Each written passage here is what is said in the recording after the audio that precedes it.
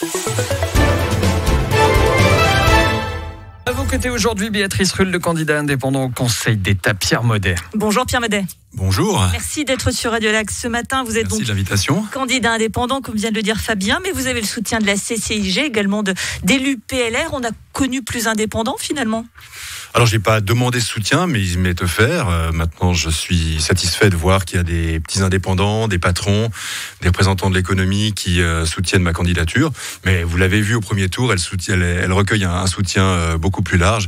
Et c'est ce qui m'intéresse dans cette démarche, c'est de rassembler. Je pense que dans la situation que l'on connaît aujourd'hui, on a besoin de candidats et ensuite d'élus qui rassemblent au-delà des lignes politiques, des partis, de leur petite tambouille à laquelle on a assisté la semaine passée.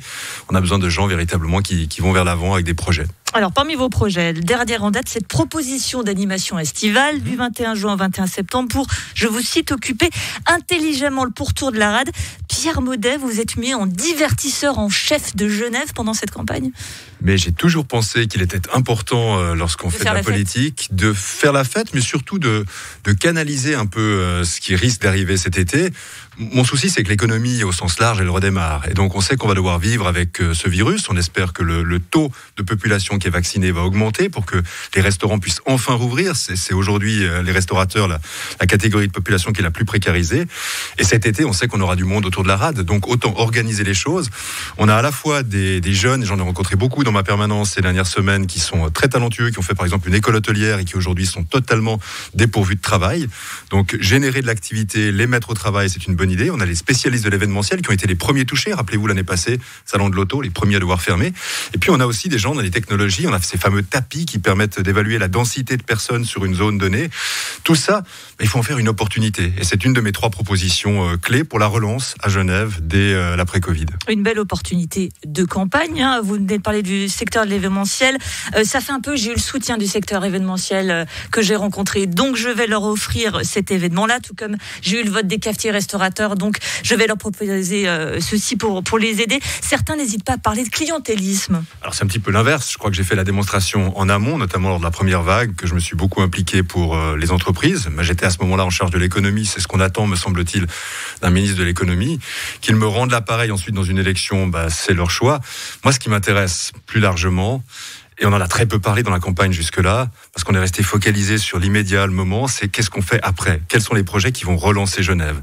Je pense que cette crise du Covid, elle aura secoué durablement les jeunes, par exemple, mais aussi toute une catégorie de salariés, de gens qui sont touchés dans leur pouvoir d'achat. Qu'est-ce qu'on fait ensemble pour que dans les 2 ans qui viennent, parce que cette législature, elle va jusqu'en 2023, on remette l'économie en marche et on fasse en sorte que, finalement, tout le monde ait l'impression de faire partie de cette équipe qui va relancer notre économie. J'ai lancé aussi 2 autres projets, je peux rapidement en parler.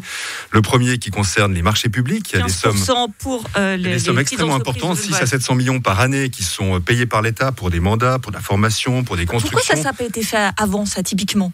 Pourquoi il a fallu attendre une crise comme celle-ci ? Enfin, pourquoi il faudrait ? Parce que la crise nous autorise aujourd'hui à penser un petit peu différemment, à penser plus local. Pourquoi on ne l'a pas fait avant ? Parce qu'on a des règles très strictes au niveau international qui prévoient que les appels d'offres sont très très ouverts.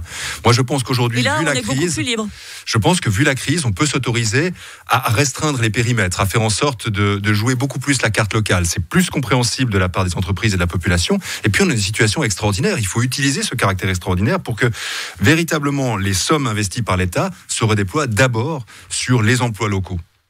Vous assurez ne pas être le candidat de la division, mais celui de la réunion.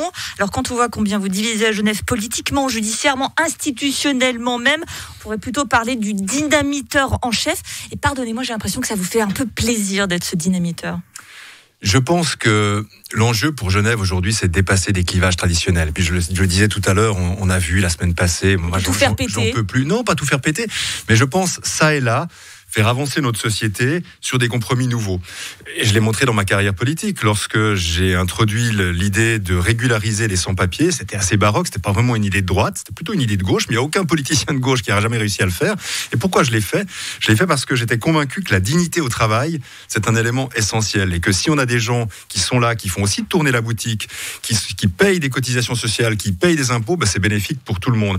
Donc c'est vrai que je m'embarrasse pas des codes. J'aime bien rompre les codes, j'aime bien faire avancer les choses. On n'a rien à perdre en même temps. Direction, là j'ai tout à perdre, un poste au Conseil d'État et finalement une carrière politique. Mais ce qui m'intéresse dans cette élection, c'est de dire, est-ce qu'on va acter maintenant que Genève, au XXIe siècle, peut saisir des opportunités nouvelles pour sa population?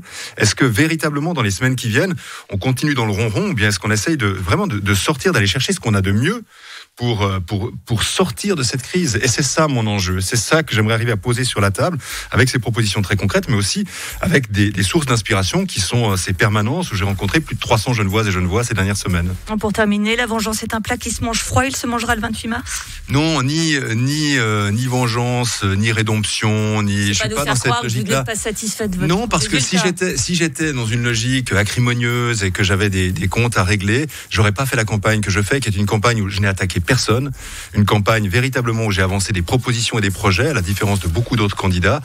Et donc, pour moi, le but, le 28 mars, c'est d'arriver avec la satisfaction du devoir accompli sur le débat qu'on fait avancer à Genève et l'ambition de concrétiser, de réaliser. Je suis le candidat, finalement, qui, peut-être, je l'espère, aux yeux des Genevois, est peut-être le plus en capacité, très rapidement, dès le 29 mars, de relever ce défi. Rendez-vous donc le 28 mars avec Pierre Maudet, candidat indépendant à la complémentaire au Conseil d'État.